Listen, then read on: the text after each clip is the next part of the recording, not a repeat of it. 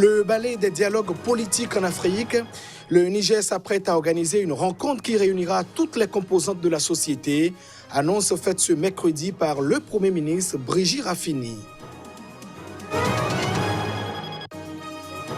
Des dizaines de réfugiés délogés de force d'un immeuble en Afrique du Sud, ils réclamaient une régularisation de leur situation. La police dit avoir agi après plusieurs sommations. Et puis, au Zimbabwe, des femmes formées au métier de Rangers, c'est pour lutter contre le braconnage dans le pays. L'initiative suscite un engouement.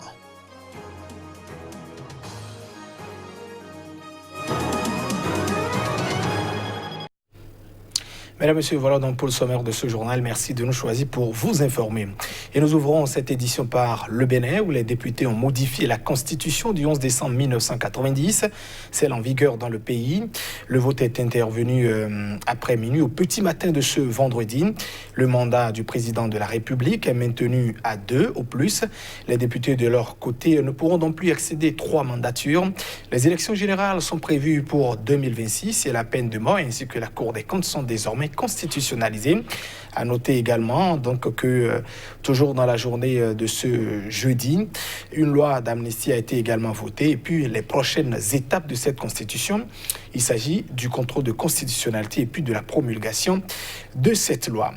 Et on reste toujours au Bénin où les forces de l'opposition réunies au sein des formations des forces de la résistance, avec à leur tête l'ancien président de la République, Nicéphore Dieudonné Soglo, étaient hier face aux hommes des médias à la faveur d'un point de presse. Elles se sont prononcées sur les récents sujets d'actualité, en l'occurrence la loi d'amnistie. Suivez ici la substance de leur déclaration avec le président Nicéphore Dieudonné Soglo. Le but réel de la réunion du Palais des Congrès, prélude à une 3e tentative de modification de notre Constitution, a été évoqué dans le compte rendu du Conseil des ministres du mercredi 23 octobre 2019. Et qu'est-ce qu'on y voit? L'introduction d'un parrainage dans la procédure des élections présidentielles. Rien que ça. Quel est donc le rapport avec le dialogue national? Nous invitons alors notre peuple à la plus extrême vigilance. Une autre supercherie est le projet de création d'un poste de vice-président de la République à Masséro. Si le président Talon, pour des raisons qui lui sont personnelles et tenues bien secrètes, pense quitter le pouvoir avant terme, c'est son problème. Mais de là à vouloir imposer à notre peuple l'horreur serait la pire des provocations. Et le peuple serait en droit de livrer un combat acharné.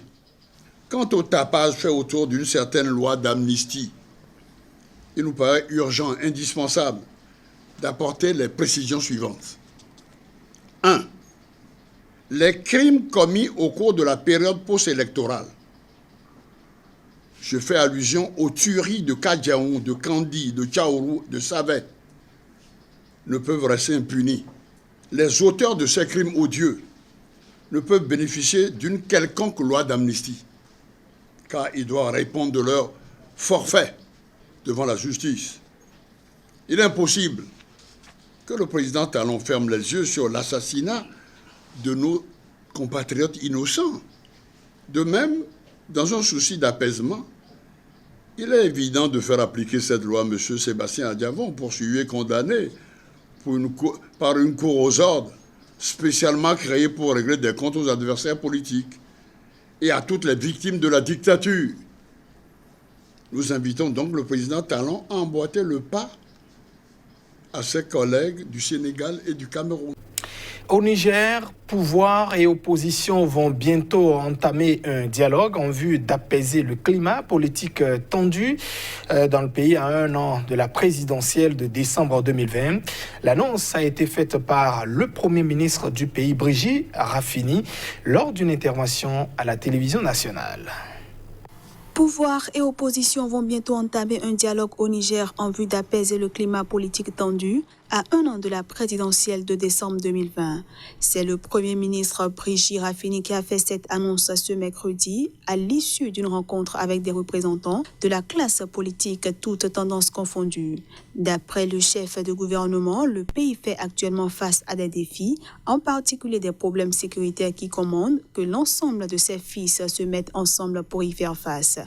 L'organisation des futures élections, la question de la commission électorale ou l'accès équitable aux médias d'État seront à l'ordre du jour de ce dialogue. Le Premier ministre nigérien a également annoncé l'installation prochaine d'une assemblée de 38 membres pour conduire le dialogue durant un mois.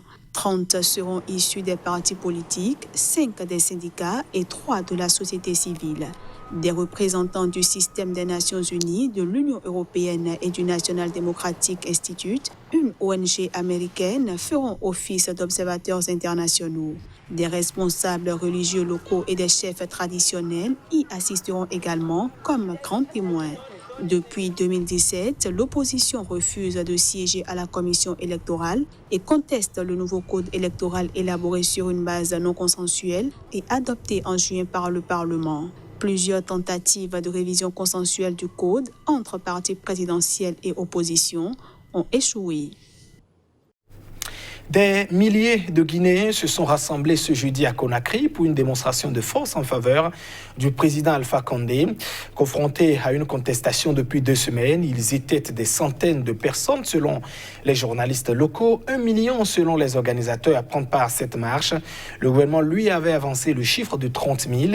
Les adversaires du président Alpha Condé dénoncent une manipulation de l'apport du pouvoir, accusé d'utiliser l'argent public pour rameler les manifestants et puis d'instrumentaliser les employés des administrations, voire donc les écoliers. Il faut noter ce rassemblement des partisans du chef de l'État est la réponse à la manifestation de masse organisée 1 semaine plus tôt par ses adversaires politiques. En Guinée-Bissau, à présent, le président José Mario Vaz a issu de nouveaux désaveux de la part de la communauté internationale pour avoir démis le gouvernement censé préparer l'élection présidentielle du 24 novembre prochain. L'ONU et l'Union africaine ont affirmé leur attachement au processus fixé en juin par la CEDEAO pour mettre fin à des mois de crise politique dans le pays. Reportage.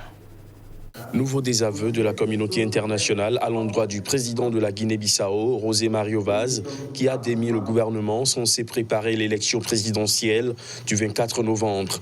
La CEDEAO avait chargé ce gouvernement, alors en cours de formation, de préparer la présidentielle et de diriger jusque-là les affaires du pays. C'est ce gouvernement dirigé par Aristide Gomez que le président a congédié avec effet immédiat lundi soir. Il a aussitôt nommé Faustino Inbali, nouveau chef de gouvernement, mais Aristide Gomez a refusé de se soumettre, la Guinée-Bissau se retrouvant de fait avec 2 premiers ministres. Le secrétaire général de l'ONU, Antonio Guterres, qui suit la situation avec inquiétude, a appelé toutes les parties prenantes à se conformer aux décisions de la CEDEAO sur la gouvernance du pays jusqu'à la présidentielle. L'Union africaine a quant à elle, dans un communiqué, apporté son soutien total à la position exprimée mardi par la CEDEAO. Cette dernière, qui a déclaré illégal le décret mettant fin au gouvernement Gomez, avait exprimé tout son soutien à ce dernier et brandi la menace de sanctions contre quiconque entraverait le processus menant au scrutin du 24 novembre. La tenue de l'élection reste incertaine, même si le président Vaz a assuré mardi que la présidentielle aurait bien lieu le 24 novembre. La campagne électorale doit s'ouvrir officiellement samedi prochain. Et en Afrique du Sud, à présent, 100 de réfugiés vivant dans le pays ont été délogés de force d'un immeuble par la police. Ils occupaient depuis quelques jours les locaux situés en face du Haut Commissariat pour les réfugiés. Les étrangers crient à la xénophobie. La police sud-africaine a arrêté 100 d'étrangers qui occupaient un immeuble de bureau Cap dans le cadre d'un sit-in organisé pour protester contre la xénophobie.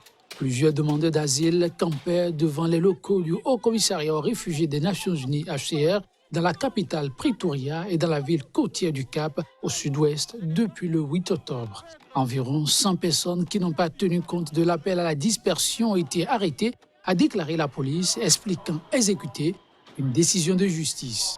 Les étrangers, pour la plupart originaires d'autres pays africains, affirment subir des mauvais traitements et faire l'objet de discrimination. Nous sommes des étrangers, mais nous ne sommes pas des étrangers parce que nous sommes tous africains. Ils ne veulent pas nous donner accès.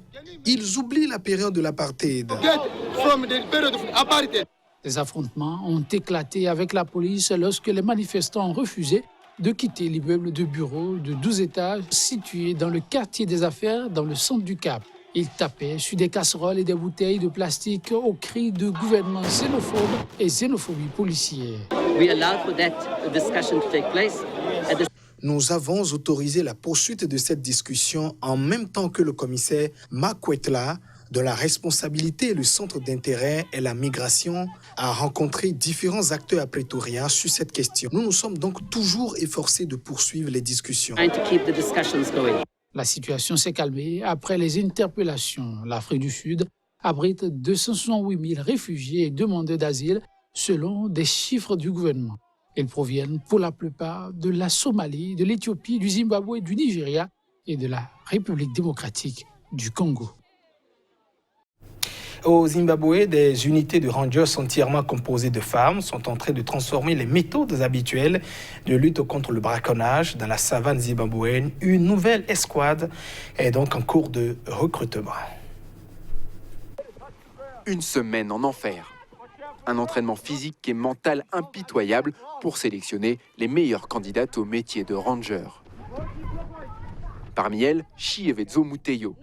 Mariée à l'adolescence, cette Zimbabwéenne a suivi son mari en Afrique du Sud, où elle était régulièrement battue par sa belle-mère. Divorcée, elle est revenue au Zimbabwe avec sa fille, mais sans perspective d'avenir.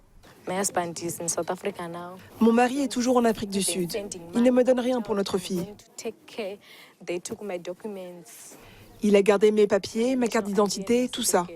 Sur 160 candidates, seule la moitié deviendra une ranger à Kashinga, les braves en langue shona. Le programme, lancé en 2017, cible des jeunes femmes vulnérables des villages environnants et les transforme en championnes de la cause anti-braconnage. Malgré un doigt cassé à l'entraînement, Chievedzo s'accroche et gagne sa place dans l'unité. Je suis heureuse, c'est pour ça que je ne pleure pas. Je veux être une Akashinga. L'initiative est l'œuvre de la Fondation Anti-Braconnage, une ONG créée en 2009 par le tireur d'élite australien Damien Mender. Membre des forces spéciales, puis mercenaire en Irak, cet ancien soldat se bat désormais pour sauver les espèces menacées. On s'est rendu compte de la capacité des femmes à désamorcer des situations tendues et à travailler avec les communautés dont elles viennent. On n'est pas en guerre avec ces communautés. Ça permet au gouvernement de ne pas choisir entre les communautés et la protection de l'environnement. Ces femmes sont devenues le lien entre la lutte contre le braconnage et ces communautés. Pendant les 16 ans précédant le lancement du programme, 8000 éléphants ont été tués dans cette région du nord du Zimbabwe. Depuis que les unités à Kashinga patrouillent, le braconnage des pachydermes a reculé de 80%. Les rangers ont procédé à 115 arrestations sur la période, le tout sans tirer un seul coup de feu. Mesdames et messieurs, c'est la fin de ce journal. Merci de votre attention. Restez fidèles au programme de votre télévision CK TV. Au revoir.